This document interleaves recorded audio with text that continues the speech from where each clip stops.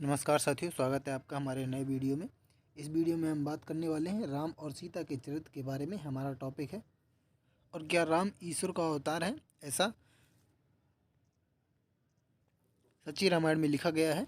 उसके बारे में भी चर्चा करेंगे, उसके बारे में भी जानेंगे सच्ची रामायण क्या कहती है। तो चलिए शुरू करते हैं, देखते हैं सच्ची रामायण पुस्तक में राम और सीता के चरित्र के बारे में क्या लिखा गया है, जानते हैं। लिखते हैं, वाल्मीकि रामायण के आधार पर श्री पेरियारी बी रामास्वामी नायकर द्वारा संग्रहित है। लिखते हैं, ब्राह्मणों के साथ ही साथ छापे खाने यानी प्रिंटिंग प्रेस भी हम लोगों के रामायण के वर्णित मिथ्या तथा दुराचार पूर्ण बातों के प्रकट करने में हमारे शत्रु हैं। वे समाचार पत्रों में जो कुछ भी तर्कपूर्ण बातें उपस्थित करता हूँ, बिना उससे संबंधित तर्कपूर्ण संदर्भ को प्रकट करते हुए यानी मेरे लिखे हुए समाचार के एक या दो पत्र फाड़कर यानी शेष अधूरे लेख को भोलेपन से यह छपवा देंगे कि पेरियार ईबी रामास्वामी नायकर कहते हैं कि राम गुंडा तथा सीता वैश्या थी। यानी कहते हैं कि जो प्रिंटिंग प्रेस वाले हैं वह मेरे लिखे संबंधित यानी तर्कपूर्ण संदर्भ को प्रकट करते हुए जो मेरे लिखे द्वारा लिखे गए हैं उसके एक या दो पत्र फाड़कर शेष अधूरे लेख को यानी कुछ चीज़ों को हटाकर वो भोलेपन से यह छपवा देंगे कि पेरियार ईबी रामास्वामी ने राम को गुंडा तथा सीता को वैश्या कहा है। ऐसा प्रिंटिंग प्रेस वाले छाप देंगे। इसका तात्पर्य केवल यह है कि भ्रमोत्पादक काट छांट और भ्रमोत्पादक तर्क से लोगों को हमारे विरुद्ध खड़ा करना चाहते हैं।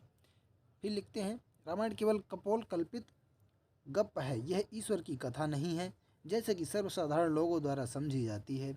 इस बात की बहुत पुरुषों द्वारा स्वीकार किया गया है कि श्री गांधी ने स्वयं कहा था कि मेरा राम रामायण के राम के समान नहीं है।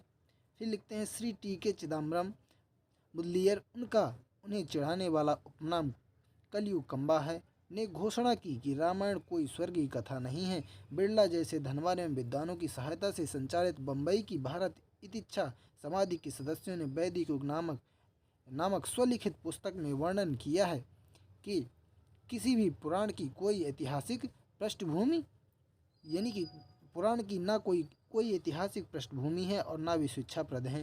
ये लिखते हैं कि किसी भी पुराण की ना कोई ऐतिहासिक पृष्ठभूमि है और ना वे शिक्षाप्रद हैं, ना उनके पात्रों के चरित्र अनुकरणीय हैं, केवल मिथ्या गप है। श्री राजगोपालाचार्य ने घोषित किया है कि राम ईश्वर नहीं है, वह केवल एक योद्धा है। ऐसा राम गोपालाचार्य ने घोषित किया।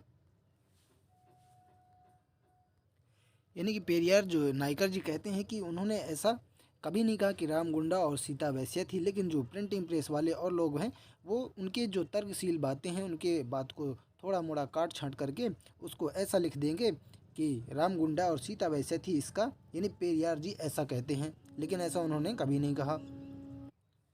चलिए अब जान लेते हैं क्या राम ईश्वर का अवतार है। इस बारे में सच्ची रामायण में क्या लिखा गया है उसको जान लेते हैं। लिखते हैं, क्या राम ईश्वर का अवतार है। अनुसंधान के अन्य विद्यार्थी तथा विद्वान इसी विचार के समर्थक हैं कि राम को न तो ईश्वर का अवतार मानते हैं व न रामायण को। इस प्रकार वे स्वर्गीय पुरुष का जीवन इतिहास वाल्मीकि के साथ ही मौलिक रामायण के अन्य लेखक ने भी अपनी पुस्तक में राम को उतना ही सम्मानित नहीं किया है जितना कि उसे ईश्वर का अवमान मानकर सम्मानित किया जाना चाहिए। फिर लिखते हैं, सर्वप्रथम उद्गम पृष्ठभूमि जहाँ से कथा प्रारंभ होती है अनर्थक तथा हास्यास्पद है। यहाँ वर्णन किया गया है कि विष्णु ने विरहु यानी मुनि की स्त्री को मार डाला। उसके दुष्परिणाम स्वरूप मुनि ने उसे श्राप दिया कि तू मनुष्य के रूप में पैदा होगा और तेरी स्त्री हर ली जाएगी और इस प्रकार से मेरी भांति तू भी स्त्री वियोग का दारुण दुख सहेगा। एक कथा तो इस प्रकार है और दूसरी कथा क्या है। दूसरी कथा इस प्रकार चलती है कि विष्णु जलंधर की पत्नी वृंदा पर मोहित हो गया और उसके प्रति जलंधर को छल कपट पूर्वक मार डालने में सफल हो गया। तब उसने जलंधर का वेश धारण कर उसकी पत्नी यानी स्त्री का सतीत्व लूटा। विष्णु द्वारा इस प्रकार ठगी जाने का रहस्य जानकर जलंधर की स्त्री ने उसे श्राप दिया कि ठीक यही दुखद घटना तेरी स्त्री के प्रति हो। इसी श्राप के फलस्वरूप उसे पृथ्वी पर पुनर्जन्म ग्रहण करना पड़ा। फिर आगे लिखते हैं, तीसरी कथा का स्रोत इस प्रकार है कि एक बार विष्णु अपनी थिरुमगल नाम की पत्नी के साथ दिन दहाड़े रति क्रीड़ा में विमग्न था।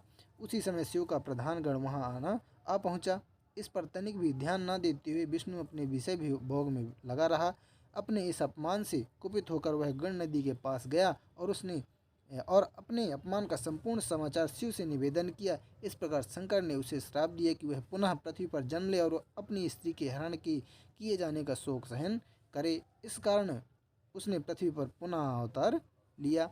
फिर लिखते हैं, राम के पृथ्वी पर अवतरण धारण करने का कारण कितने निरर्थक तथा हास्यास्पद है। अब हमें परिवार को देखना है जिसमें राम ने अवतार लिया। राम के पिता राजा दशरथ अपनी जीत राजवंशी स्त्रियों के अतिरिक्त 60,000 स्त्रियां थी। वह आदर्श पिता है जिसका पुत्र राम हुआ। रामायण में वर्णन किया गया है कि राम लक्ष्मण भरत व शत्रुघ्न यज्ञ की विधिवत सम्मूर्ति और समाप्ति के फलस्वरूप पैदा हुए।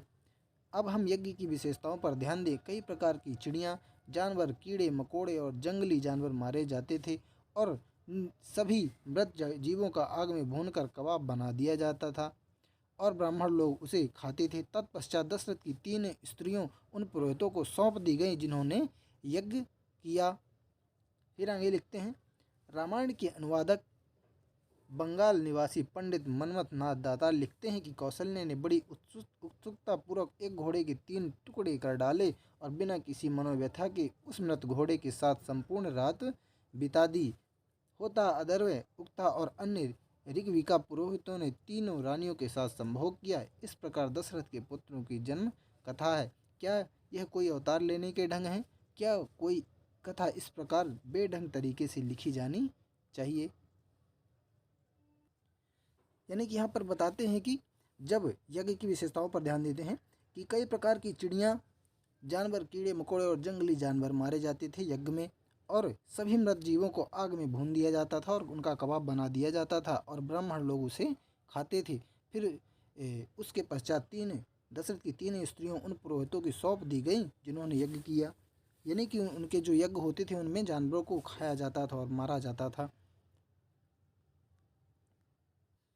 तो इससे यह साबित होता है कि इस तरह कोई से मतलब अवतार तो होता नहीं है, इस तरह ईश्वर का अवतार तो इस तरह होगा नहीं।